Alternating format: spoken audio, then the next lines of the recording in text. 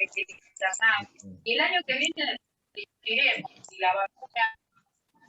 ¿Sí? Adelante. Bueno, buenas tardes a todos, a todas. Bueno, un bienvenido más un sábado a la charla de la agrupación Argentina Nace. Hoy contamos con la presencia de dos amigos. Uno es mucho más amigo mío, porque lo conozco hace un montón de años, a Eduardo Sigal, y a otro compañero que, bueno, cuando milité, cuando Aníbal iba candidato a jefe de gobierno, milité un poco en la ciudad. También nos hemos visto, pero no teníamos una fluidez tanto, que es Peter Otero. Así que gracias a los dos por tenerlos hoy en la tarde en la charla Argentina Nace. Bueno, hay compañeros de la agrupación de algunas provincias donde estamos presentes. Y bueno, la idea de hoy es tener una charla con estos dos compañeros que nos van a hablar de los ejes temáticos que ahora Gustavo va a mencionar. Yo solamente darle la bienvenida, agradecerles. Y bueno, esperemos que los compañeros puedan disfrutar a dos funcionarios de la talla de Eduardo Sigal y Peter Otero, que de política saben un montón y de gestión ni hablar. Así que bueno, yo me voy a callar la boca, le voy a dejar la palabra a Gustavo, y que va a interactuar con las dos personas que van a disertar. Gustavo. Gracias, Sandro, gracias, Peter, gracias, Eduardo, por estar presentes. Y bueno, como pusimos en el flyer, ¿no?, en la invitación que distribuimos a todos los compañeros y compañeras, un poco la charla queremos que gire en torno a las políticas públicas de economía, de producción, y con un cariz también regional.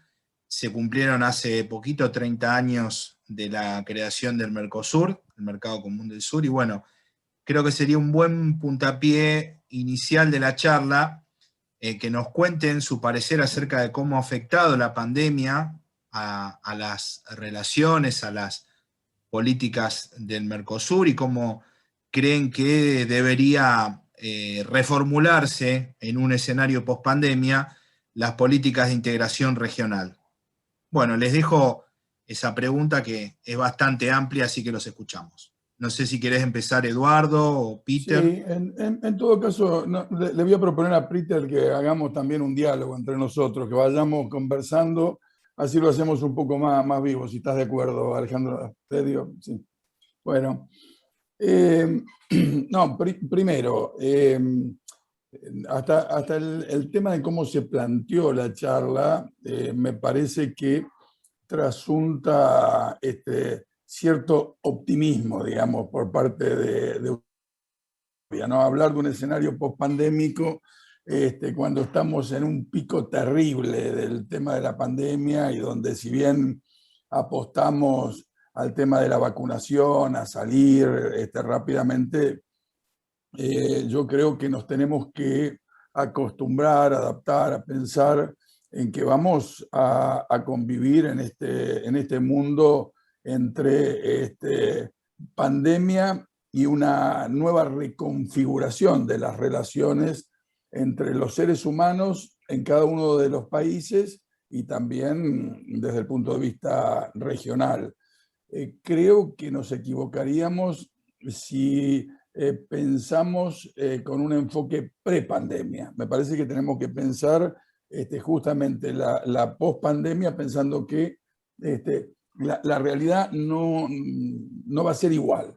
No va a ser igual, no se va a volver a repetir, que vamos a convivir con una cantidad de medidas de carácter sanitario, pero también de carácter económico, donde algunas cuestiones que fueron fuertemente cuestionadas, básicamente con el consenso de Washington y con la vigencia del neoliberalismo, como es el tema del rol del Estado, me parece que ese tema, por ejemplo, no va a volver a ser como estuvo en los 90 y como estuvo planteado desde los grandes centros de poder en los últimos 30 años, por ejemplo.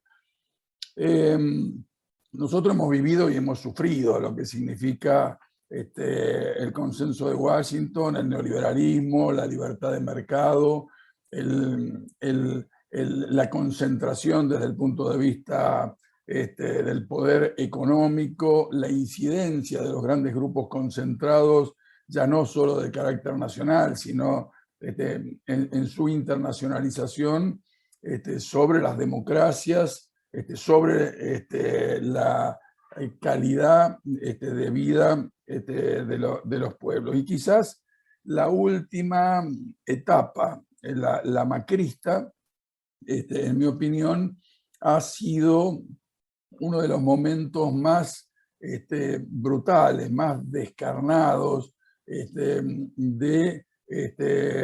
diría, espero que sea de los últimos estertores de ese neoliberalismo depredador, yo diría, por lo menos visto desde los sectores populares. Depredador, como lo hemos visto, de todo lo que es sistema público, de garantizar la salud como un bien común, la educación como un bien común, el ambiente como un bien común y, por supuesto, el trabajo como un elemento planteado para nuestra propia, como un mecanismo de defensa, de defensa propia para poder insertarnos socialmente en este mundo. Me parece entonces, lo primero que quiero plantearles es que creo que estamos cerrando un ciclo. Estamos cerrando un ciclo. Por lo menos me surge este tema, quizás Alejandro pueda discutirlo. Bueno, acá hay veo otros contadores, economistas, gente que maneja la temática, pero para mí, desde el punto de vista político, desde el punto de vista podríamos llamar etapas, yo creo que estamos cerrando un ciclo. Vuelvo a insistir, es el ciclo del consenso de Washington, es el ciclo del neoliberalismo. No quiere decir, cuando uno dice cerrando un ciclo, que viene algo diametralmente opuesto. Va a haber muchas cosas, como yo decía, vinculado al tema de la salud, muchas cosas que van a convivir en el tiempo, pero me parece que la tendencia es a un replanteo del mundo, una revalorización del rol del Estado, si no queremos que una parte importante de la humanidad sucumba, digamos, en esto, en manos de los grandes grupos concentrados. Me parece que ese es uno de los temas básicos, por lo menos, que me gustaría plantear como elemento de debate o de intercambio para el inicio. Después tengo varios temas más para provocarlos, pero en todo caso, no sé cómo lo ves, Alejandro. Bien, dale, vamos dialogando. Buenas tardes a todos y a todas. Tomo el guante ahí que tira Eduardo. Yo coincido con Eduardo en que esto, que algunos incluso lo dicen así, ¿no? Cuando volvamos a la normalidad,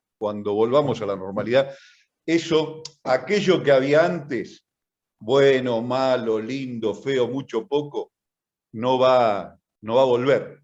Tal como era, no va a volver. Eso creo que es una de las certezas que podemos anotar. La otra certeza es que cierto optimismo que había al inicio de la pandemia en muchos sectores respecto de la posibilidad de una superación radical del modelo en el que vivimos, de un abandono de la economía de mercado y de incluso la preeminencia de los sectores financieros, cierto optimismo cuasi revolucionario, diríamos, que aparecía en algunos, creo que tampoco estaría sucediendo, como dicen los pibes ahora, ¿no? Digamos, esa es una segunda cuestión que yo anotaría. Ni vamos a volver a lo que había, ni vamos a estar o encontrarnos en un escenario de ruptura radical con lo que entonces existía. Hay una tercera cuestión que yo anotaría, es que nada nos asegura que el tiempo por venir sea mejor. Nada nos asegura que el tiempo por venir sea mejor. Creo que en ese sentido, y por ahí es donde quiero entrarle al asunto, estamos frente a un momento esencialmente político. Estamos frente a un momento donde se van a poner en tela de juicio ciertas certezas que fueron hegemónicas durante un tiempo prolongado, lo decía bien Eduardo, digamos, las pautas que nacieron allá a mediados de los 70 con el consenso de Washington y que resultaron hegemónicas con fuerza abrumadora hasta, yo diría la crisis de 2007-2008 y que viene en crisis desde hace más de 10 años, esas pautas, sí, digo, entran en discusión y en debate serio, cuya manifestación más evidente es esto que señalaba Eduardo de la revalorización del rol del Estado. Pero ahí a mí me parece que en ese marco, y por ahí es algo en lo que yo en particular vengo pensando fuertemente, con algún, hasta diría, sentido de culposa responsabilidad, y ahora lo explico por qué lo digo, es que me da la impresión se va a poner en tela de juicio la cuestión del desarrollo, en el sentido de que va a haber una revalorización de esto, y en parte, como signo de esto, cito los últimos discursos de Biden, ¿no?, que muestran una renovación en el discurso, que no es poco, acerca de cuál es el futuro deseable, en el sentido de que el desarrollo, que había sido un concepto dejado de lado por el neoliberalismo, sustituido por la prioridad del crecimiento, ¿no? Desarrollo no es crecimiento es una precondición del desarrollo. El crecimiento, si es distribuido de determinada manera que asegura un porvenir y un futuro más o menos igualitario, equitativo, se convierte en desarrollo. De lo contrario, el crecimiento puede significar mayor desigualdad, mayor concentración y mayor inestabilidad en el mundo, que es lo que ha sucedido tendencialmente a lo largo de la égida del neoliberalismo. Entonces digo, me parece que en este nuevo contexto ahí se vuelve a discutir una cuestión, y en particular se vuelve a discutir la cuestión que hace a la precondición del desarrollo. ¿Qué quiero decir con esto? La precondición del desarrollo de todo modelo que haya logrado un cierto grado de desarrollo dentro del marco de una economía de mercado requiere que el Estado pueda apropiar una porción significativa de la riqueza que la economía del mercado genera para destinar a ese desarrollo. Se llame como se llame, justicia social, distribución equitativa, pónganle el nombre que quiera. Pero la cuestión política de primer orden que se ha planteado a lo largo de la historia cualquier gobierno popular que se precie en una economía de mercado es cómo apropiar una porción significativa de la riqueza de un modo legítimo para poder solventar ese desarrollo, porque el mercado no produce desarrollo. El mercado produce desigualdad, el mercado produce concentración, y en las condiciones actuales más que en ningún otro momento de la historia, pero no genera desarrollo. Los modelos que han logrado generar un desarrollo más o menos sostenido han resuelto esta cuestión de primer orden. Y esto había sido absolutamente abandonado en el marco del liberalismo, que nos prometía, bajo la teoría del derrame, que con el crecimiento era suficiente, etcétera, etcétera. No vamos a repasar cuestiones que ya todos acá sabemos. Pero entonces vuelve este debate, no como una cuestión melancólica de la historia a discutir lo mismo, sino plantear la cuestión política de primer orden. ¿De qué manera vamos a apropiar una porción significativa de la riqueza para poder generar el desarrollo? Y ahí digo, y por eso decía lo de responsabilidad culposa, durante muchos años, algunos de nosotros hemos dado la batalla y hemos planteado la cuestión tributaria como la cuestión que podía a través de los impuestos progresivos, de gravar la riqueza, contribuir en este sentido, a resolver este desafío del Estado apropiando una porción de la riqueza para solventar el desarrollo. Y hemos insistido con tanto éxito que esto hoy prácticamente está fuera de discusión. Lo aceptan, aun cuando esto genere conflictos, como vemos con el impuesto a la riqueza, ha vuelto a ser parte del sentido común, que el sistema tributario tiene que gravar a la riqueza, y más en la condición actual de la pandemia, para solventar las necesidades y las urgencias que hay que atender.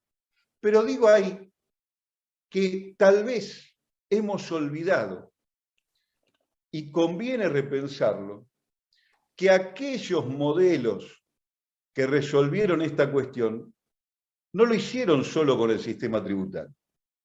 También tuvieron otras modalidades de capturar la riqueza. Las nacionalizaciones, las empresas públicas, las empresas mixtas. Y tal vez convenga repensarlo, y con esto cierro para seguir el diálogo con Eduardo y tal vez provocar, como Eduardo también quería hacer un poco, tal vez convenga repensar esto de nuevo, porque la sospecha que yo tengo es que el sistema tributario por sí solo, y esa tal vez sea una victoria del neoliberalismo, es incapaz de resolver esta cuestión. Si nuestra única arma y nuestro único recurso van a ser los impuestos para apropiar la riqueza y solventar el desarrollo, estamos muertos. Y a ese terreno nos ha conducido el neoliberalismo. Hoy es mala palabra nacionalizar, hoy es mala palabra empresa pública, hoy es mala palabra empresa mixta. En la Argentina es mala palabra, en otros lugares no lo es, pero acá es mala palabra. Y entonces nosotros, las rentas que genera la Argentina, siempre invito a pensar, ¿no?, en el mapa, como un ejercicio de imaginación, piensen en el mapa de la Argentina, suban desde el sur hacia el norte por la cordillera, y ahí ¿qué vamos a encontrar? Uno me dirá montaña, otro me dirá lagos. Yo le digo, no, mire, yo, ¿sabe lo que veo ahí? Veo la renta hidrocarburífera y veo la renta minera. Bajo hacia el centro y veo la renta agraria. Me muevo a las ciudades y veo la renta inmobiliaria urbana. Voy al mar y veo la renta hitícola. Miro hacia afuera y veo la renta de la mitad de la riqueza de la Argentina presente depositada en el exterior. Esas son rentas. ¿Y cómo capturamos esas rentas? No será casual que la desigualdad se incrementó a partir de que las privatizaciones demolieron toda forma de nacionalización y de apropiación del Estado de una parte de esa renta. Lo que creció fue la desigualdad, no el desarrollo. Tal vez convenga repensar eso y repensar que, insisto, sin capturar una porción significativa de la riqueza para ponerlo al desarrollo, no hay desarrollo.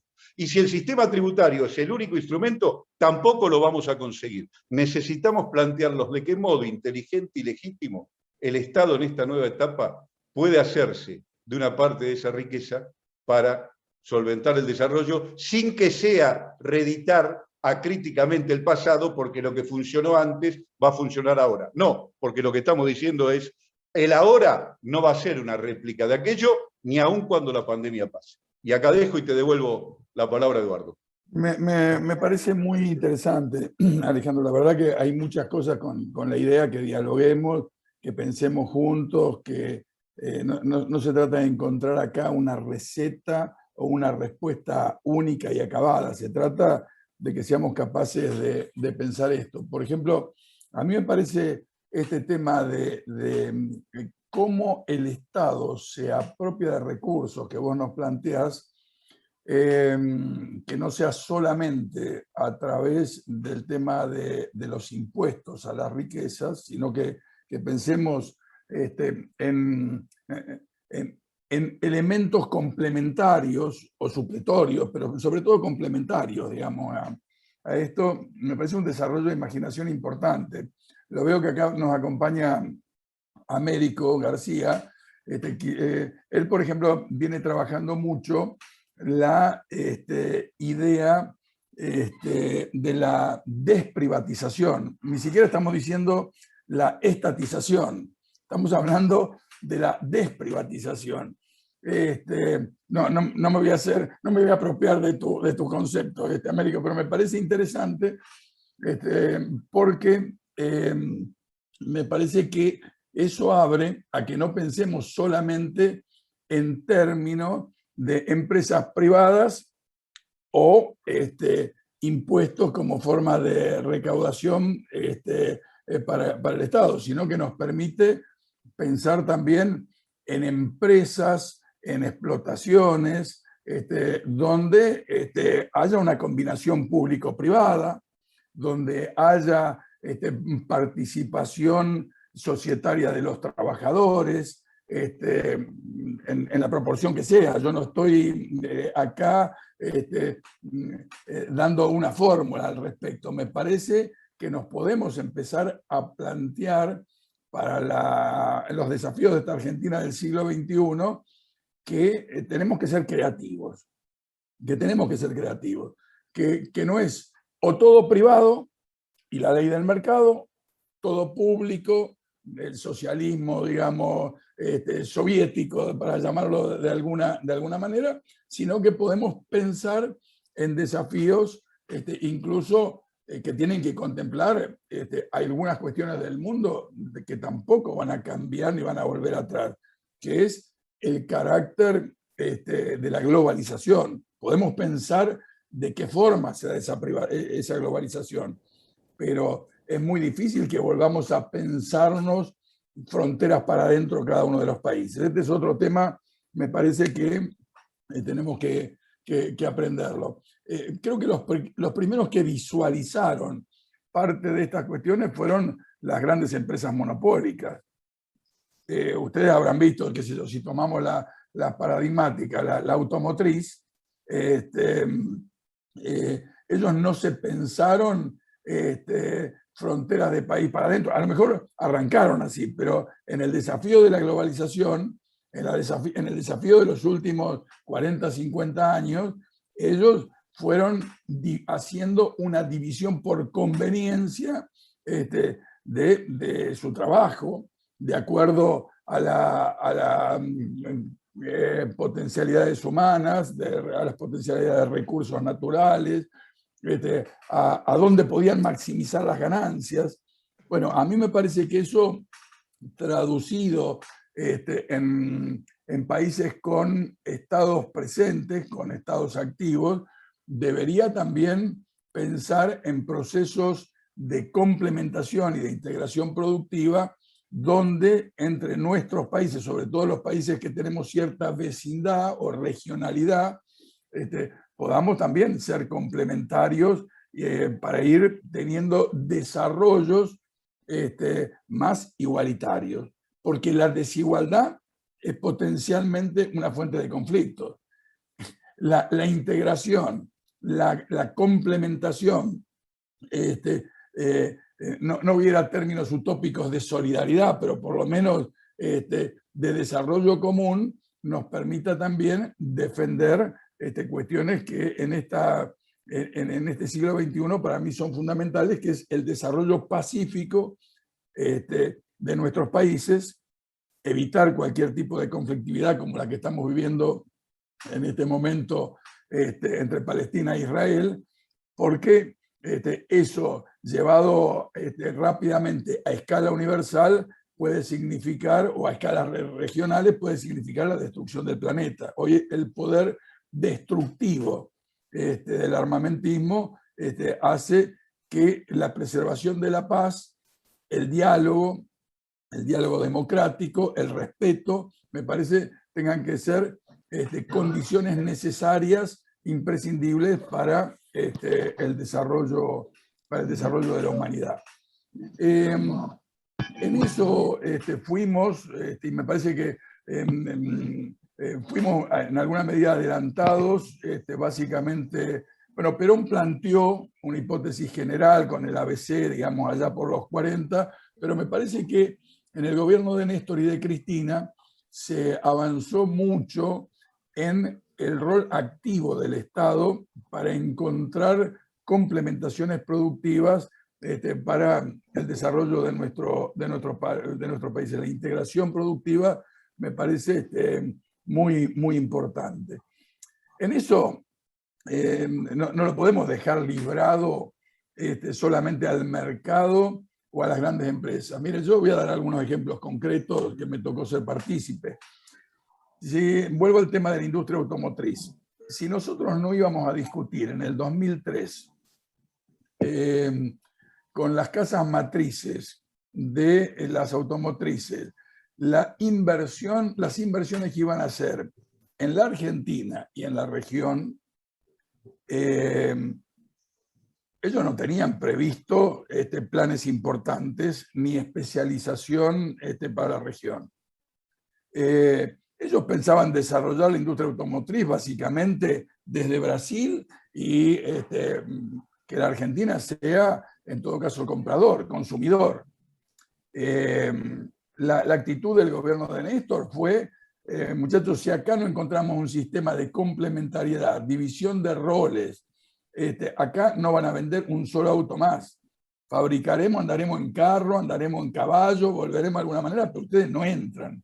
Frente a esa discusión, se armó un plan de especialización. No por casualidad, si ustedes miran, Argentina se está transformando hoy en una potencia productora de pick-up, de camionetas, como una especialización muy importante, donde vamos abordando por lo menos el mercado latinoamericano, el brasilero y el latinoamericano, ahora el centroamericano en esta etapa, por supuesto Chile, Brasil, ya veníamos haciéndolo. Claro, es negocio de los privados, es negocio de las empresas concentradas, yo no dudo en todo esto. No me confundo, digamos, alrededor de estas cuestiones. Pero si no hubiéramos tenido una actitud, un rol activo en la discusión con las casas matrices, ellos contemplaban simplemente lo nuestro como un potencial mercado consumidor, no productor. Bueno, nosotros hoy tenemos determinada especialización que arrancó hace unos 15, 16 años, 17 años, que llegó a una modernización espectacular de la industria automotriz en la Argentina. Insisto, un ejemplo del rol del Estado que no entró en sociedad con los privados.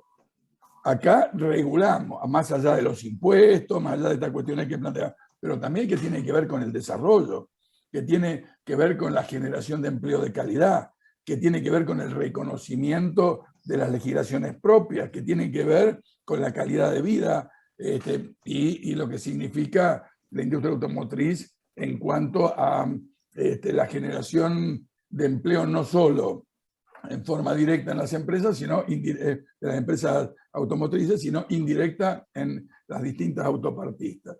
Para mí, eso tiene que ser complementado con otro tipo de empresas de carácter público-privado. Nosotros estamos en este momento, por ejemplo, discutiendo un cambio en el astillero Río Santiago, en provincia de Buenos Aires, el astillero más importante de Latinoamérica, destruido durante mucho tiempo, en particular los últimos 4 años, más el año y medio pandémico, prácticamente inactivo, 3.200 trabajadores prácticamente en situación de inactividad. Bueno, pero cuando lo queremos poner a producir, cuando queremos encarar algunas posibilidades de producción, nos encontramos que no hay condiciones desde el punto de vista operativo, porque es casi está concebido como una dependencia pública. Para para conseguir comprar bulones, o para comprar chapa, o para comprar, tenemos que hacer unos procesos larguísimos de autorización, 8 meses hasta que sale la autorización del Estado para poder resolver estas cuestiones.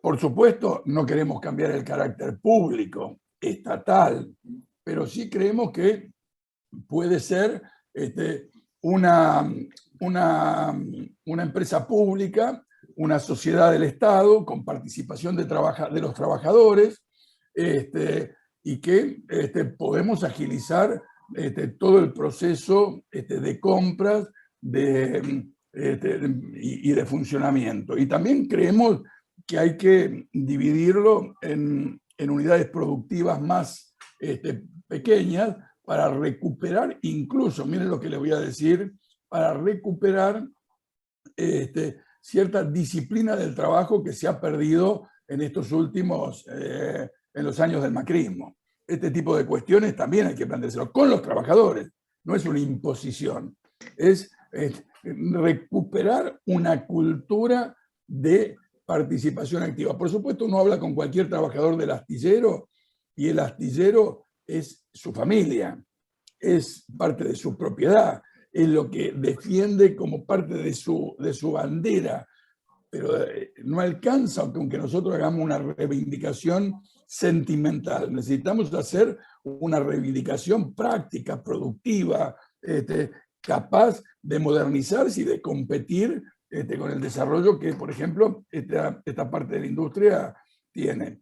Y quizás porque estoy un poco más metido en esto, otro de los temas que nos estamos planteando es pensar en un holding de empresas públicas, en el caso esta de la región La Plata, entre el puerto, el astillero, la zona franca y, ¿por qué no?, plantearse alguna empresa pública de dragado que salga a competir con las grandes empresas internacionales que hoy monopolizan el dragado no solo del Río de la Plata, del Paraná, Paraguay, sino todo el acceso a puertos. ¿Por qué no? Si tenemos el astillero, si tenemos la expertise, bueno, será pública, será público-privada, será una sociedad del Estado, discutiremos. Pero lo que no podemos es partir del concepto de que la Argentina no puede. Nosotros tenemos, por conocimiento, por infraestructura, por calidad del personal acumulado, tenemos la posibilidad de darnos desafíos o plantearnos desafíos mucho más importantes. Algunos lo lograremos en forma inmediata, otros nos llevarán algún tiempo, pero lo que tenemos que avanzar en esa dirección de que donde el Estado pueda jugar con sus empresas un rol de dinamizador de la economía, no tenemos por qué entregárselo, y menos a empresas multinacionales que terminan haciendo lo que quieren con nuestros recursos, con nuestros patrimonios, con nuestras riquezas y con nuestros trabajadores. ¿Por qué no? Por suerte tenemos el sindicalismo, es un país con fuerte sindicalismo, el de la Argentina, que permite defenderse muchas veces de la voracidad que los grupos concentrados de poder tienen. Esto si lo miramos desde el punto de vista empresarial, bueno, acá tenemos también, yo voy mencionando porque de paso los provoco a que los inviten para otros encuentros. Acá lo tenemos, por ejemplo, Ariel Lupo, que está participando acá, que él se ha venido especializando en el tema del trabajo garantizado. El rol que tiene que cumplir el Estado para garantizar el trabajo. Por supuesto que hay un trabajo que deviene de las empresas privadas. Por supuesto que hay trabajo que deviene del empleo público, pero el Estado tiene la responsabilidad y la obligación de garantizar que todo aquel que quiera trabajar pueda trabajar. Después veremos una serie de derivaciones alrededor de estos temas, pero yo sé que este es un tema polémico con el propio Alejandro, así que también lo dejo ahí para que sigamos en el intercambio. Cuando se aburran y se cansan nos dicen, Alejandro y yo, nosotros paramos, digamos. No, por ahí digo 2 o 3 cosas, que vi algunas preguntas en función de alguna respuesta a la pregunta, y le devolvemos la palabra después a Gustavo para que siga. Pero digo, puntualizo, cuchareo, diría, alguna de las, en función de lo que dijiste, me parece que explicaste muy bien. Yo voy a aprovechar a mirar los chats entonces. Dale, la cuestión de las empresas, y pongo 2 ejemplos concretos de lo que dice Eduardo. INVAP y ARSAT. Digo, INVAP y ARSAT. Estamos hablando de tecnología de punta, estamos hablando del sector más dinámico, o uno de los sectores más dinámicos que hoy existe en el mundo, y una y otra son y han dado muestras de su capacidad y de su potencialidad en términos de competitividad a nivel internacional y de realizaciones efectivas. Entonces, la cuestión vergonzante o dubitativa respecto de las capacidades que tienen las empresas públicas es parte del colonialismo cultural al que hemos sido sometidos durante todos estos años, ¿verdad? Entonces, dicho esto, yo vuelvo para enfatizar 2 cosas en la misma línea. El tema de los recursos naturales, a mí me parece, y la explotación de los recursos naturales, es una de las cuestiones que puede articular una integración inteligente y complementaria a nivel regional muy, muy importante en esta etapa, porque la naturaleza no sigue los designios de la frontera, ¿verdad? Digo, el yacimiento de litio va de Argentina a Bolivia y sigue, digamos, ¿no? Esto no sigue los destinos de la frontera. Entonces, una explotación inteligente, mirada a la perspectiva de lo que decíamos hace un rato, mirada a la perspectiva de la necesidad, porque es una precondición de tener que capturar una porción de la riqueza para destinarla al desarrollo, es una cuestión que debiera integrar la agenda sobre la articulación regional en esta etapa, porque me parece que las condiciones son más propicias que en ningún otro momento. Y, a ver, ejemplo doméstico, no hacia la integración regional, pero ejemplo doméstico de la limitación que decía yo con los impuestos. La renta agropecuaria en la Argentina, las exportaciones. Discutimos, y el único instrumento que discutimos hoy es el tema impositivo, ¿verdad? Si le cobramos el inmobiliario, y ahí tenemos las dificultades que tenemos, y si le cobramos las retenciones. Esa es la única manera que tenemos de capturar la renta agropecuaria o la renta minera. No hay posibilidad de que el Estado, no estoy diciendo reeditemos las Juntas Nacionales de Grano, no hay posibilidad de capturar directamente parte de esa renta a través de las exportaciones directas, mixtas o no, por parte del Estado. Esa forma de articulación es más inteligente y viable, porque de lo contrario se pone al sistema tributario frente a un imposible de conflictividad permanente. Para capturar lo que hace falta, tiene que tener alícuotas tan altas que son inviables o que generan un nivel de conflictividad muy alto. La coexistencia de distintas formas articuladas para apropiar la riqueza parece una medida más inteligente y más eficaz que la que puede brindar solo el sistema tributario. Por otro lado, hay otro desafío que tiene que ver con otras problemáticas, como por ejemplo la inflación o el abastecimiento adecuado, muy particularmente en la Argentina con los alimentos, que me parece conviene pensar, que son las limitaciones de las regulaciones macro. Por ejemplo, los controles de precios, los acuerdos. En esta etapa, y vuelvo a las cuestiones provocadoras, si el Estado no asume una butaca en los directorios de las grandes corporaciones que producen bienes que son indispensables para el consumo y la subsistencia de la mayoría, vamos a estar en problemas. Y legítimamente puede hacerlo. Tiene las acciones que tiene o puede adquirirlas y sentar a alguien así ahí para hacer control internalizado, ya no externalizado, control internalizado. Necesitamos conocer los costos de los productos básicos, no los precios. Los precios son incontrolables en este mercado en que vivimos, donde la mercadotecnia tiene las tecnologías y la contabilidad tiene las tecnologías que hacen muy difícil el control desde afuera. Hace falta el control desde adentro. El control desde adentro significa, por ejemplo, basándonos en nuestro propio orden constitucional, que reconoce el derecho de los consumidores, a sentar a alguien que exprese el interés de los consumidores en esa empresa que produce, insisto, bienes indispensables y que es cuasi monopólica en ese mercado. Esto implica dar una batalla cultural muy importante, para ponerlo de forma provocativa.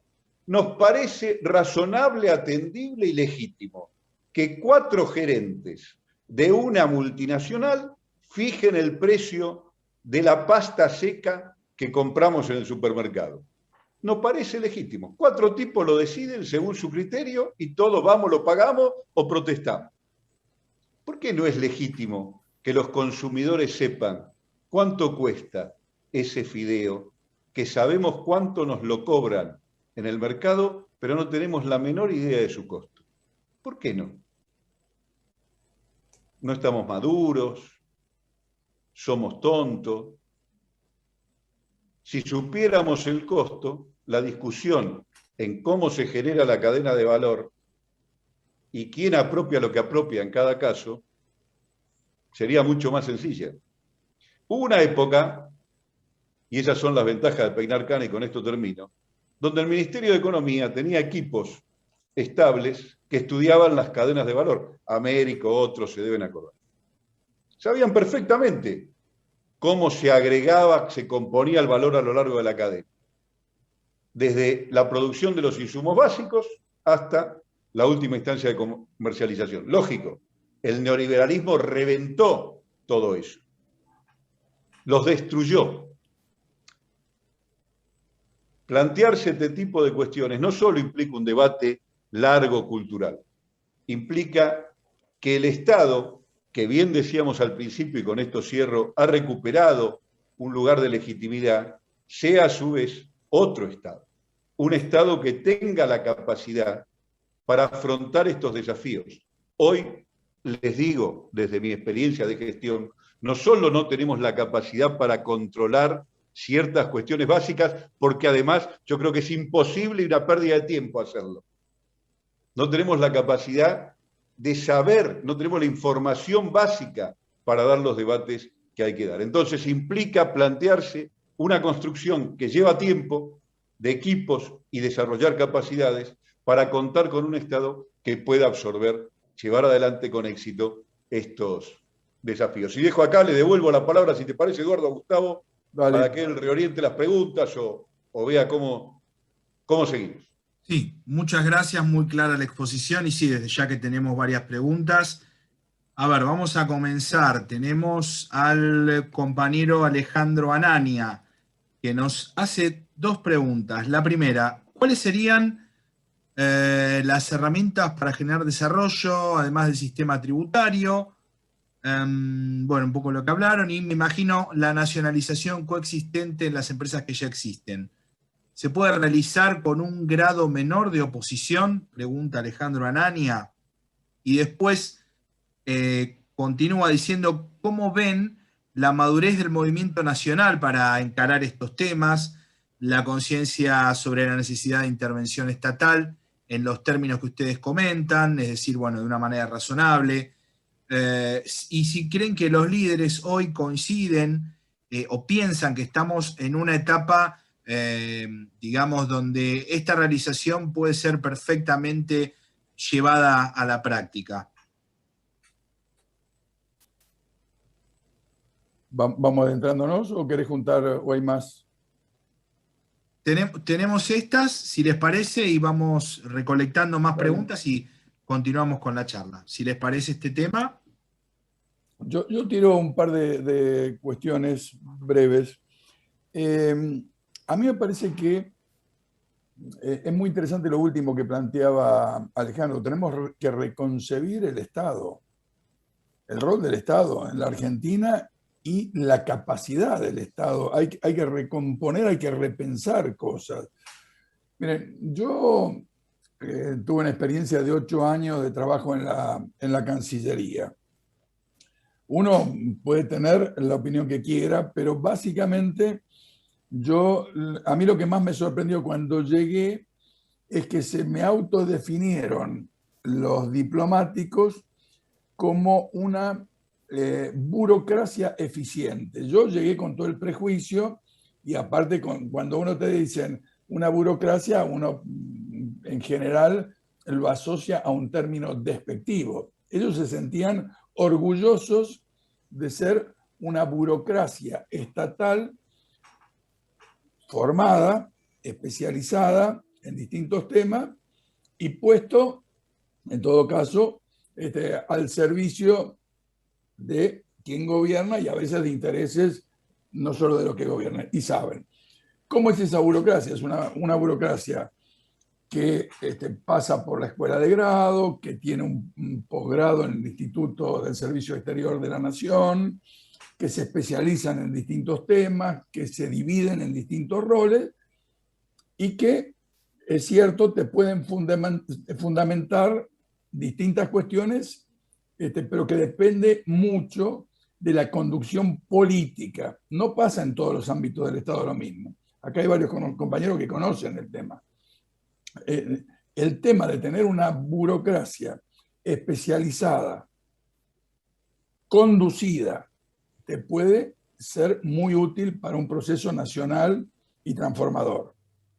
No tener esa burocracia, no tener una estructura, no tener especialización, aunque tengamos compañeros de gran corazón, de gran conciencia, de gran sentido nacional y popular que quieran transformar las cosas, a veces te impide, esto que dice Alejandro, hacerte cargo de la manija para conducir el Estado.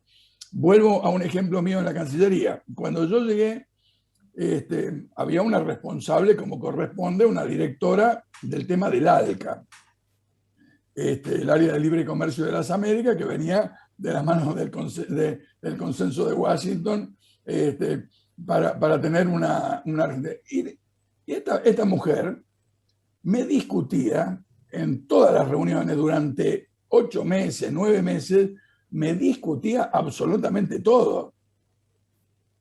Pero la verdad, empezamos a empatizar y a tener un respeto porque no te andaba por atrás, te lo discutía, te fundamentaba, te obligaba a buscar tus argumentos mejores para poder conducirla, digamos, en la dirección. Nosotros, por supuesto, teníamos una opinión contraria al ALCA, que en definitiva nos iba a llevar a una reprimarización de la economía argentina y básicamente a una dependencia mayor de los Estados Unidos.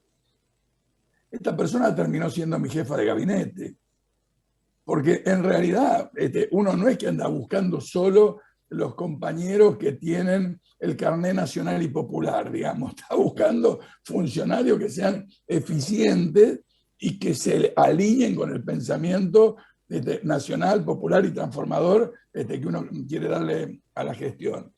Entonces, lo doy como un ejemplo. Bueno, acá tenemos una discusión entre nosotros en el gobierno. ¿Estamos en condiciones o no el canal de la vía troncal Paraná-Paraguay administrarla por parte del Estado? ¿Tenemos, podemos reemplazar la política que se estableció durante el menemismo, de licitaciones bastante atadas a la belga Jan de Null, y en todo caso con una participación minoritaria argentina a través de MEPA? ¿Estamos en condiciones de reemplazarlo? Algunos compañeros dicen que no.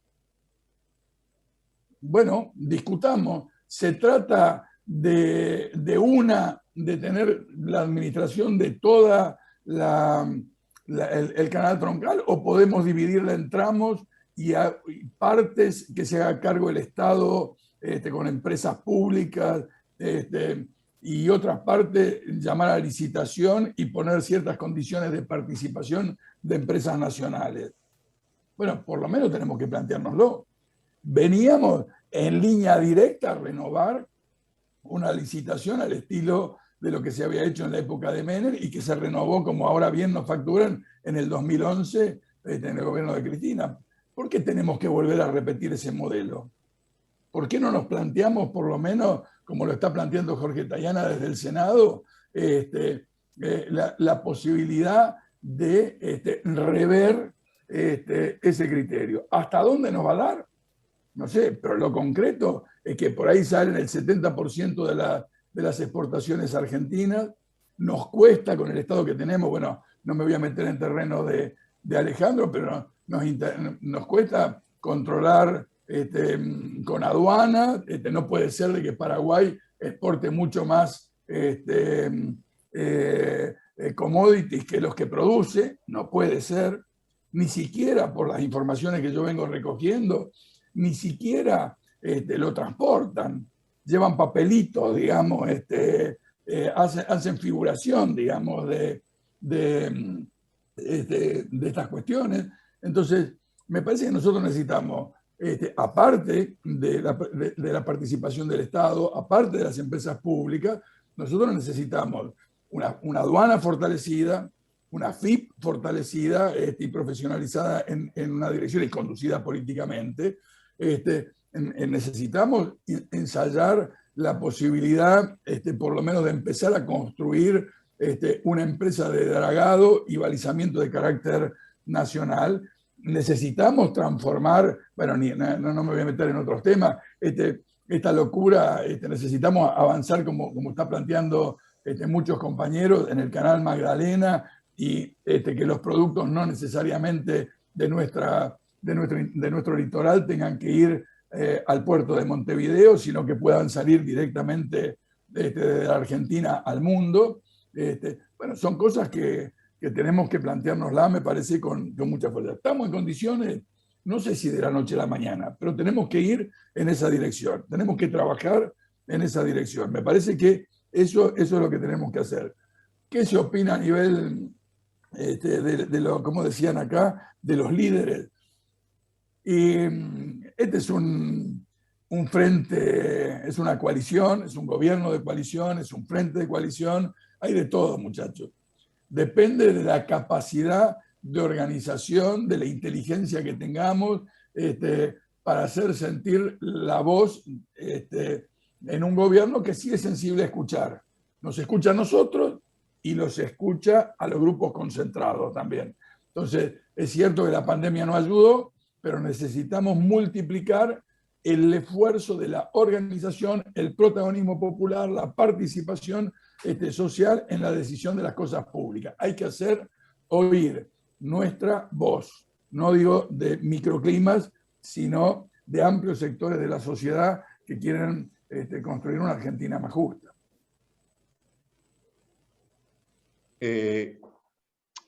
Ahora, un par de comentarios. En lo personal, me parece que es el momento de disputar la agenda, ¿no? Digo, de plantear los temas. Después, cómo se organiza y se da la correlación de fuerzas, se verá. Pero digo, hoy me parece que estamos en un punto previo.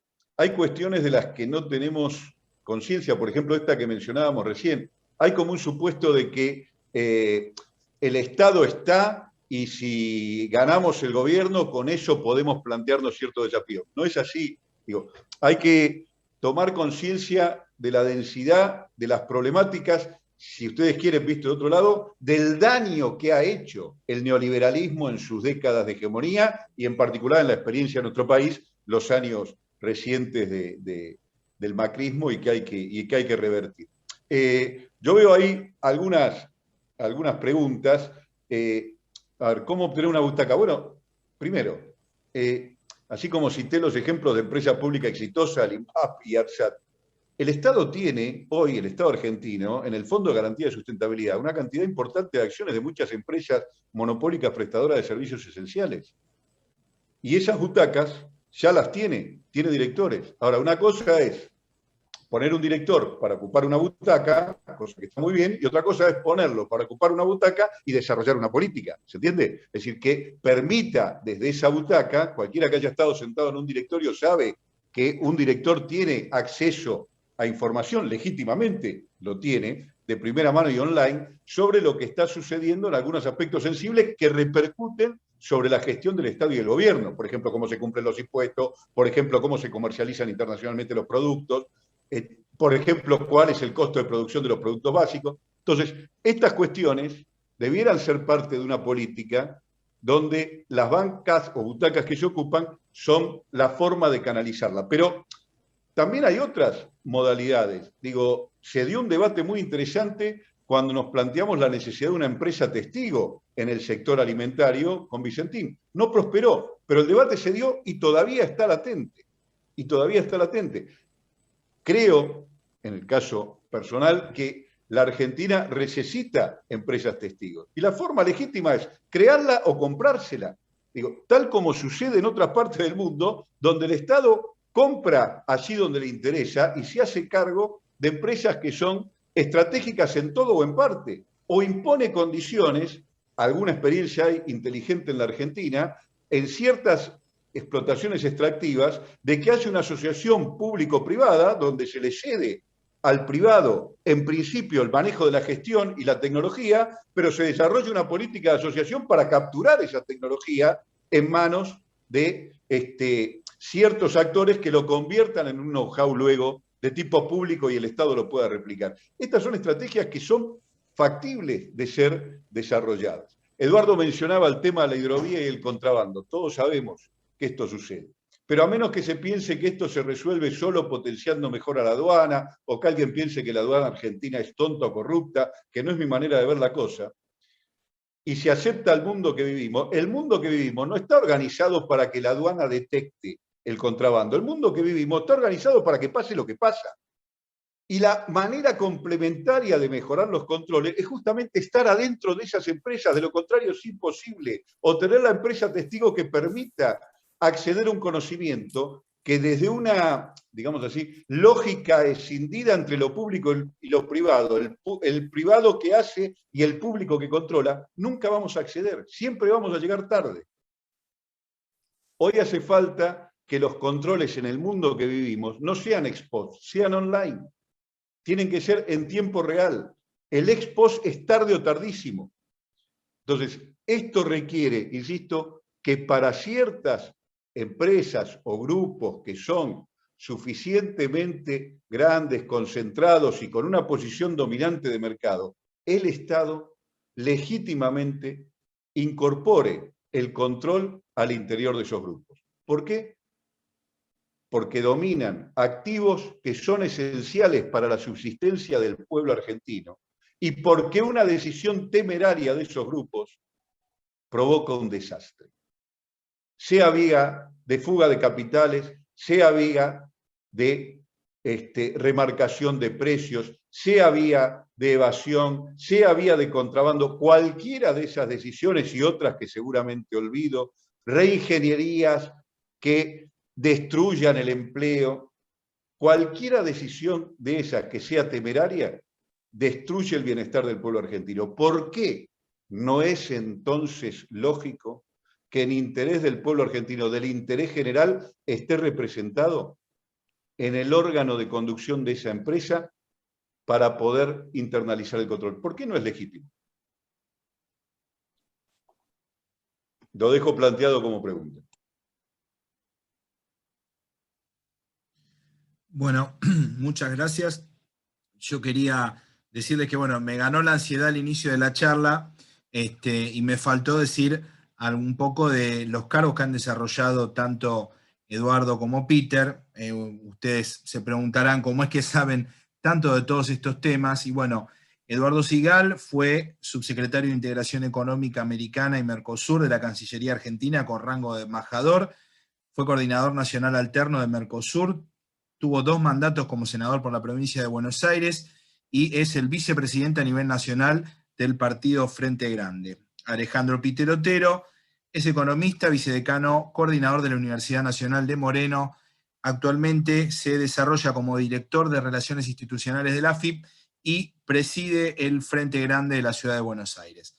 Así que, bueno, un poco para poner en contexto toda la sapiencia que ellos nos están brindando en esta charla.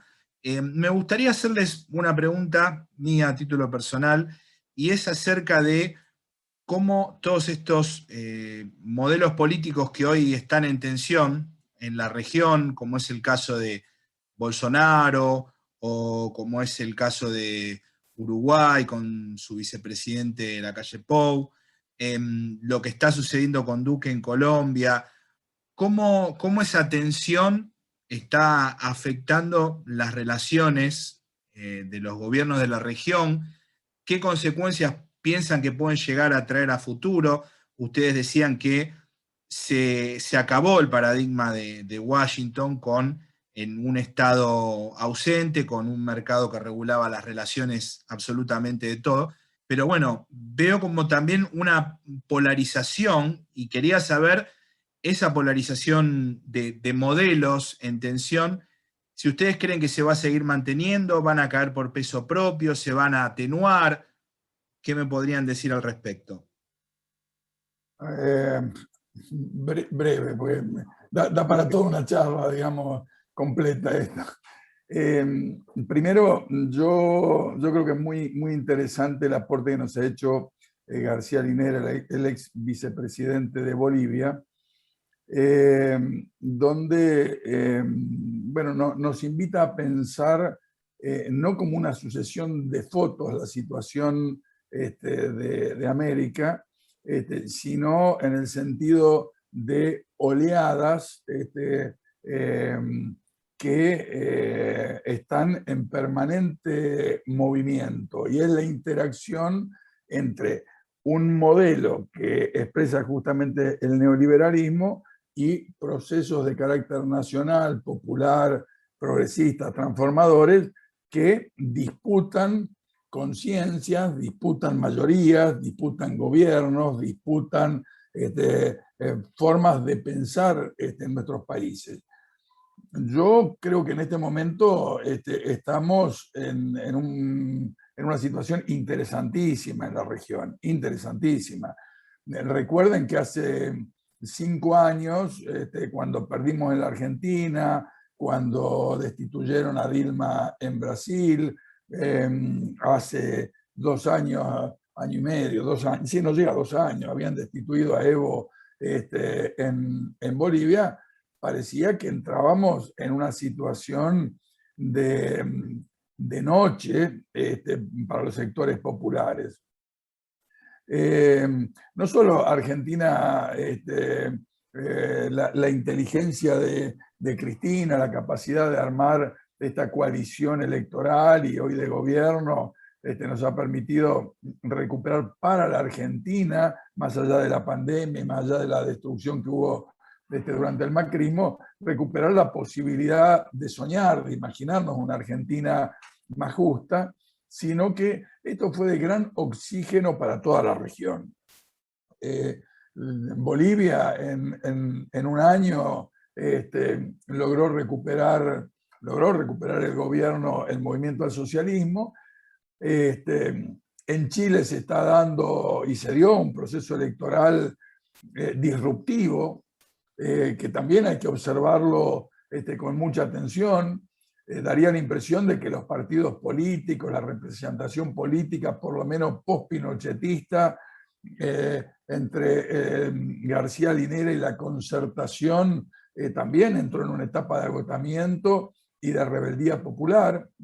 Aparecieron nuevos partidos, nuevas formas de organización, nuevos liderazgos, muchos sectores que no se sabe muy bien qué piensan, pero no quieren un gobierno autoritario y quieren construir a través de una reforma constitucional un país más democrático y participativo. La irrupción de sectores de izquierda impensados, jóvenes dirigentes como la que ganó Santiago de Chile, una afiliada al Partido Comunista, impensado que en ese famoso Chile, paradigmas del neoliberalismo, pueda ganar la capital una lideresa del Partido Comunista, joven, que por supuesto ahora va a estar sujeta a las pruebas de la vida, va a estar sujeta a las pruebas de la gestión, a la capacidad de generar consensos, de continuar con los consensos mayoritarios y de construir un Chile mejor, un Santiago mejor. Este fenómeno que vamos a vivir la semana que viene, el 6 de junio hay elecciones en Perú. Bueno, hoy los diarios en Argentina dicen que están muy parejas las elecciones, todas las informaciones que nos dan los compañeros que están vinculados a Pedro Castillo dicen que vamos a ganar, que se va a ganar, que Castillo va a ganar cómodamente las elecciones.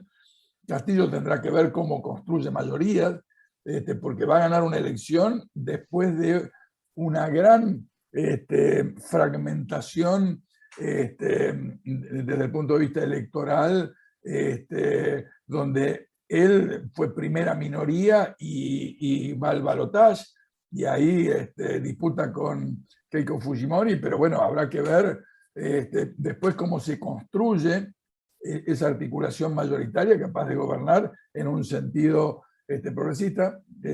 No es fácil, en el último año se destituyeron 3 presidentes en Perú, por lo tanto hay que construir esa mayoría, hay que mantener esa mayoría. Existen todas las condiciones, parecería, para que Lula, que también es para pensar este tema, para que Lula recupere el gobierno en el 2022 en Brasil. Bueno, se han perdido las elecciones en Ecuador, pero en Colombia hay una disputa muy importante. Me parece que es muy inteligente la posición argentina de estas horas, no así en otros momentos, de interceder sobre Venezuela para generar mejores condiciones de convivencia con el resto de los países de la región y alguna línea de entendimiento con el propio Estados Unidos que le permita salir de este bloqueo y de las dificultades en que está inmersa.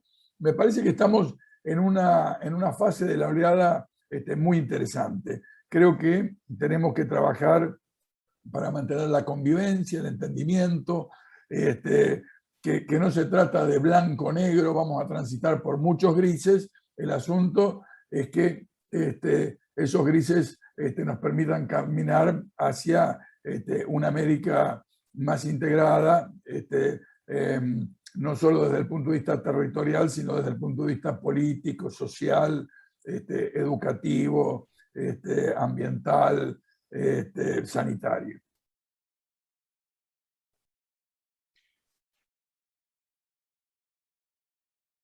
Agrego un par de comentarios a lo que decía Eduardo. Yo también creo que el proceso regional es complejo, es contradictorio, no es inequívoco. Tal vez para agregar algo a lo que decía Eduardo, lo que a mí me preocupa es que puede seguir así. Es decir, que estos movimientos contradictorios que pueden en un lugar provocar estallidos de protesta, en otros elecciones donde gana la derecha o recuperación del gobierno, continúen de ese modo sin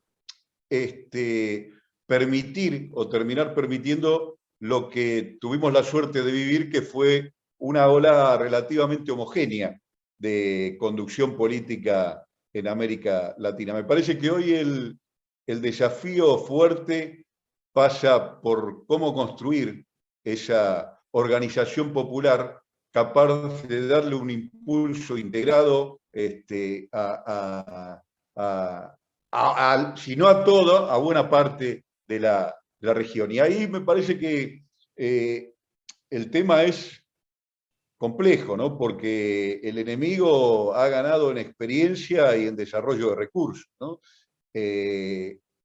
La cada vez más insistente movida para convertirnos como sujetos meramente consumidores, la propagación de la antipolítica. El mismo resultado de Chile tiene algo de presencia fuerte de antipolítica, ¿no? Más allá de que lo veamos con optimismo. La destrucción de los partidos políticos como instrumentos idóneos, la falta de organizaciones estables de los sectores populares capaces de proyectarse políticamente, la aparición de liderazgos que terminan siendo efímeros, la guerra judicial, la guerra mediática, en fin, nos plantean un escenario donde la fortaleza del enemigo es descomunal. Y me parece que eso solo da la dimensión de la épica que tenemos por delante, pero construir organización y poder popular articulado a nivel regional, me parece que es la única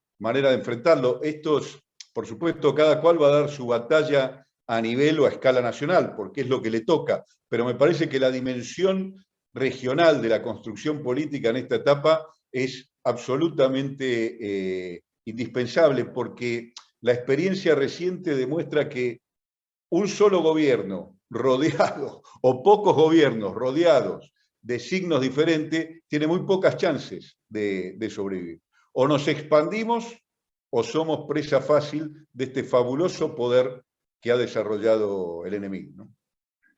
Ahí, si me permitís, porque me disparó un tema muy interesante, Alejandro. Yo digo, primero no hay que subestimar a la derecha, no hay que subestimarla.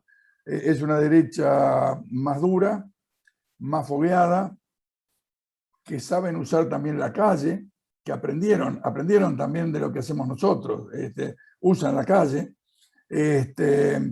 construyen consensos electorales y sociales, han ganado elecciones.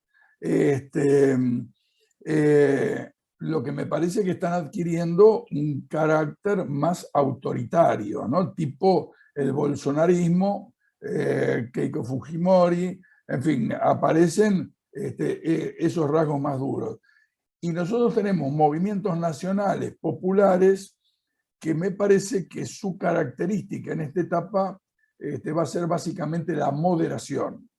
No es la etapa setentista o sesentista de la revolución. Me parece que son movimientos populares que muy moderados, que nos surgen de procesos confrontacionales fuertes, que tienen acumulado una experiencia de organización y que piensan o pensamos en términos de transformación, de inclusión, pero con tiempos distintos al inmediatismo. Me parece que eso tiene mucho que ver con olfatear, con evaluar, con medir qué nivel de maduración existe en la conciencia popular, en la organización popular, y que no es un problema de vanguardias que se despeguen en un sentido de lo que les gusta, sino en su capacidad transformadora, más cuando tienen responsabilidad de gobierno. Por eso yo di una serie de piruetas planteando el tema de la intendenta de Santiago de Chile, porque seguramente debe tener un discurso bastante ideologizado, no la conozco, no la escuché, pero va a tener que tener una práctica muy inteligente para moverse con una sociedad compleja y con una ciudad de la complejidad y de la concentración de sectores medios y burgueses como es la de Santiago de Chile. Si no, somos pasto para la fiera, si no somos capaces de poner un rumbo claro hacia la transformación, pero la gestación de consensos para poder apoyar esos procesos, ¿no?, de transformación. Y esto que planteaba Alejandro, la articulación entre los sectores populares, transformadores, entre nuestros propios países, la ayuda mutua, la solidaridad, la complementariedad, el que no me sea indistinto lo que le pasa a Bolivia y los bolivianos, a Chile y los chilenos, a Perú y los peruanos, a Brasil y los brasileños. Me parece este tema que nos permite ir construyendo una cultura, una identidad, un estilo latinoamericano, me parece que es un desafío muy importante. Bueno, y tengo otra pregunta también que nos hacen para ambos, para Eduardo y para Peter. Nombraste justamente, Eduardo, a la recientemente electa alcaldesa de Santiago de Chile. Bueno, recordar otra líder que ha surgido en los últimos tiempos también de Chile y también mujer, como Camila Vallejos, que nació desde el núcleo más profundo del movimiento estudiantil. Y la pregunta tiene un rasgo bastante general, pero nos gustaría escuchar su opinión, que es acerca del papel de la juventud en esto que ustedes dicen que está viniendo, está llegando y es el momento más oportuno para que se desarrolle. ¿Cuál es el papel de la juventud en este nuevo Estado, en este nuevo contrato social que se le pide a la clase política, a la clase dirigente, que se le pide a los sindicatos y a todos los movimientos? Bueno, los escuchamos. Yo no voy a ir a las frases comunes, ¿no? Me parece, yo me voy a confesar acá, yo estoy haciendo un esfuerzo enorme por entenderla, por abrir por la nueva juventud. Yo fui militante de la juventud y desde la juventud, pero acá hay una juventud con rasgos distintos. Hay una juventud que no solo participa de una manera distinta, que está muy interrelacionado por el fenómeno de los nuevos sistemas de comunicación, por el trabajo más en redes.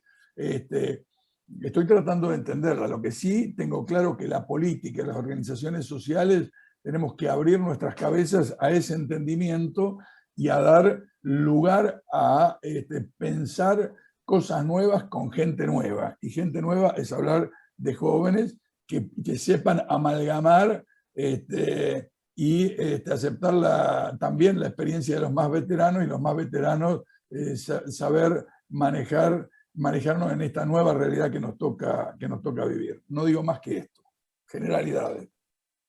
Sí, a ver, son aproximaciones, ¿no? Son aproximaciones.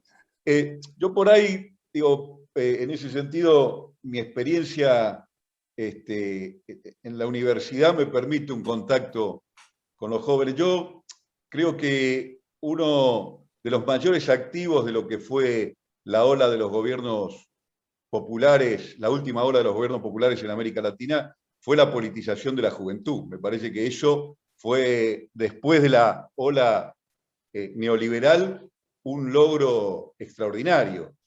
Ahora, nos equivocamos si pensamos que esa politización es como la vivimos nosotros en nuestra juventud, Eduardo y yo.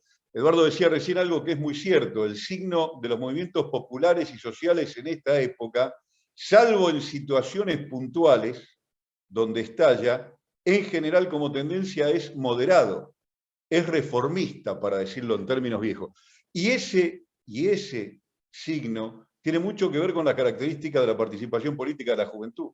La juventud hoy, en su participación política, yo no noto que esté planteando cuestiones radicales. En el mejor de los casos está planteando cuestiones reformistas, de transformaciones que tienen que ver con la inclusión, con no cuestionar los parámetros últimos del sistema en el que vivimos. No hay un cuestionamiento al capitalismo, sino que hay un cuestionamiento a la economía de mercado tal como es, y una serie de demandas legítimas de bienestar, inclusión, igualdad, de derechos civiles propios como la reciente lucha del aborto, la igualdad de género, que son tal vez, sin duda, a mi modo de ver, el movimiento de la mujer, el último movimiento revolucionario que existe sobre la faz de la tierra, tal vez, pero sin duda en América Latina y en la Argentina, es decir, que cuestiona radicalmente, pero que no alcanza un cuestionamiento global del sistema. Y entonces la etapa que vivimos es en ese sentido una etapa reformista. Por eso me parece muy importante algo que dijo Eduardo y que yo quiero subrayar y con lo que coincido 100%, porque implica otra predisposición a la acción política, que es que esta es una etapa de construcción de poder popular a largo plazo, que no estamos ante la inmediatez o en la capacidad de generar resultados inmediatos. Ojo, con esto no quiero disculpar ninguna experiencia decepcionante de gobierno. Si estamos en el gobierno es para hacer y para resolver. Ahora, es probable que lo que podamos hacer y resolver esté por debajo de las expectativas que tengamos, ¿no? Es decir, fue extraordinario lo que hizo el gobierno de Néstor. Ahora, también desde cierta expectativa uno podría decir, fue moderado, fue reformista, fue transformador y fue extraordinario. Cuando estás en gobierno tenés que hacer y tenés que resolver. Pero la construcción de transformaciones últimas es de largo plazo, y esa predisposición me parece que nos obliga en la construcción política y en la acción de gobierno a tenerlo muy en cuenta. Si vamos por los resultados inmediatos, el camino va a ser la frustración, el camino va a ser la decepción. Y esto quiere decir que hay otro diálogo a entablar con la sociedad, otra realidad que tenemos que expresar y de compromisos en nuestra acción de gobierno. Me parece que esto merece ser planteado y debatido porque la construcción hoy requiere largo plazo. Por eso decía yo hace un rato, cuando se preguntaba sobre la correlación de fuerza, me parece que esta es una etapa de, a falta de posibilidad de plantear a la revolución en el centro de la discusión, hace falta volver a hacer sentido común medidas reformistas que en otro tiempo fueron parte del sentido común y hoy están absolutamente demonizadas y sin embargo vuelven a ser necesarias, como decíamos hace un tiempo, para poder cumplir esta precondición del desarrollo, que es capturar de manera legítima desde el Estado una porción de la riqueza que la economía de mercado genera. Y yo acá dejo, además por la hora, porque voy a tener está terrible ya. que irme, salvo que haya alguna pregunta allí, porque podríamos seguir, Eduardo, toda la noche, como responde. Porque se ha convertido en una charla de amigos. Así es. Y está muy bien, y ese era el espíritu. Desde ya les agradecemos y bueno, seguramente los convocaremos cuando querramos entender un poco mejor algún proceso o algún movimiento o algún contexto que nos interpele. Seguramente a través de Sandro los vamos a volver a convocar. Así que bueno, muchísimas gracias, han sido muy claros, muy didácticos. Les agradecemos a todos la participación, no solo por estar en el Zoom, sino por interactuar en el chat con las preguntas. Bueno, Sandro, seguimos con vos. Bueno, también agradecerles a todos, pero antes de que finalizar y que bueno, nuestro presidente Pablo Las Neves le dé la despedida de los dos disertantes, quiero que pongas, Gustavo, una foto, que es un lindo recuerdo, que la tenés ahí, y que nos diga en 2 palabras lo que significó para él esa foto. ¿La tenés, Gustavo? A ver, sí. A ver, un segundito que la ahí está.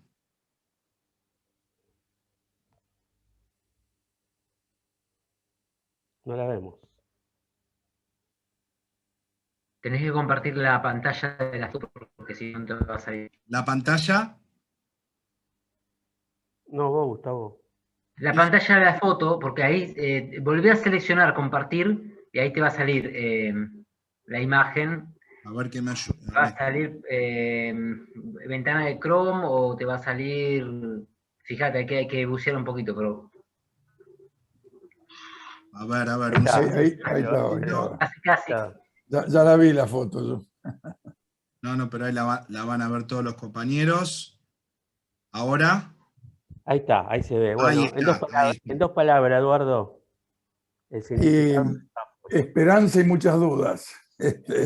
En ese momento teníamos mucha esperanza, pero no sabíamos que Néstor primero que íbamos a llegar al gobierno tan pronto, pues nos preparábamos para el 2007, 2011, la crisis trituró la política tradicional y nos llevó con el 22% de los votos a hacer gobierno en el 2003.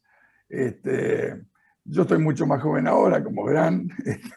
Ahí estaba gordo, barbudo. Bueno, Néstor, Alberto sí estaba más joven, hay que decirlo. No, la verdad, mucha esperanza. Eso fue 27 de octubre del 2001. 2 años, 1 año y medio, 2 años antes de ganar las elecciones, recién empezábamos a organizar el movimiento, hacía un tiempo, pero recién empezábamos. Es un encuentro que hicimos en la ciudad de Mar del Plata. Fue el primer encuentro que organizó el Frente Grande con Néstor y donde lanzamos allí la idea de la candidatura de Néstor Kirchner como presidente. De esas cosas de locura que a uno se le ocurre, que llevó a que el domingo 28 me llame a la mañana, me dijo: ¿vos estás loco? ¿Realmente pensaste en serio esto? Y bueno, así, mucha esperanza, muchas dudas. Muy bien, muchas gracias. Bueno, es un lindo recuerdo que quería compartir, Eduardo. Y la realidad es que yo lo conozco también en ese entonces gobernador Kirchner, un día una noche era caminando por Carlos Pellegrini, doblando Marcelo T. Alvear, venía Eduardo Sigal con Néstor Kirchner, y ahí lo conocí. Bueno, surgió que yo era el secretario de Graciela Podestá, y bueno, y ahí ya empezamos hablando políticamente, a rosquear en la Casa Santa Cruz. Por eso todo gracias a este compañero que estimo tanto, a Eduardo Sigal. Bueno, chicos, muchas gracias por todo. Y bueno, ahora le voy a dar la palabra a Pablo Asneve, que es nuestro conductor de la agrupación, para que lo despida. Y bueno, y muchas gracias por todo, tanto a Eduardo como a Peter. Gracias a vos. Pablo. Sí, bueno, buenas noches, compañero. Antes que nada, al igual que el sábado pasado, no, el anterior, creo que fue cuando hicimos la charla con Oporto, me pude sumar al final porque, bueno, yo estoy en Chubut y los sábados escalonados, cada dos o 3 semanas, estamos teniendo los plenarios del partido nuestro y como bien sabemos todos, a medida que se van acercando los periodos electorales, se va intensificando la actividad partidaria y bueno, es importante participar. Por eso, más que nada, bueno, pedirles disculpas de sumarme tan tarde. Me imagino, no solo por la calidad de expositores que tienen ustedes, sino por el tema, que debe haber sido una charla muy interesante. Así que básicamente agradecerles que se hayan tomado el tiempo, un par de horas también, para estar un sábado acá. No sé si habrán podido ver la final de la Champions, yo no la vi, así que estoy esperando de levantarme ahora de la silla para ir a ver quién ganó. Espero que haya sido el Manchester, no sé, pero bueno, espero ahora verla porque la verdad que estoy desde las 4 de la tarde sentado acá. Pero bueno, básicamente agradecerles, me tomo el atrevimiento de hablar en nombre de la agrupación y agradecerles a ustedes por haber estado acá. comprometerlos públicamente para que vuelvan a estar, porque entre otras cosas no me quiero volver a perder una charla de ustedes. Así que agradecerles que estén acá y bueno, esperemos... Pablo, ¿vos sos hijo de Mario? ¿Hijo de Claro, Mario? sí, hijo de Bueno, Mario. me asocié vinculado a esa foto con Mario. Nos juntábamos en las oficinas en la calle Callao al 1900 con tu viejo venía a las reuniones con Néstor y otros compañeros, un poco clandestino porque él era funcionario del gobierno en ese momento. Pero en nos ese juntábamos momento con él, claro, él estaba como director de aduanas. La aduana, Era claro. director Sí, de sí, aduanas, pero que en realidad en ese momento fue cuando, haciendo un poco de historia, cuando en esos momentos tan complicados del país, donde bueno, tuvimos 5 presidentes y bueno, toda la así historia que es. conocemos, junto con el apoyo de Néstor, estuvimos ahí en la Dirección General de Aduanas, y bueno, fue una época muy compleja del país, y la verdad que bueno, se pudo sentar las bases que luego continuó Yo dije también las el oficinas de trabajo. Alberto nos reuníamos, en Callao las oficinas de Alberto. En Callao, claro. Y también tenían las oficinas ahí de la Casa de Santa Cruz, en la calle Sí, bueno, Sarmiento. sí, pero ¿No? eso ya era la parte donde ya estábamos agrandados, digamos. Claro, que nosotros Primero aprovechábamos funcionaba, porque ahí a la vuelta estaban las oficinas del Banco Chubut. Entonces nosotros claro, estábamos en el Banco Chubut y nos íbamos a la de claro, Casa de Santa Cruz.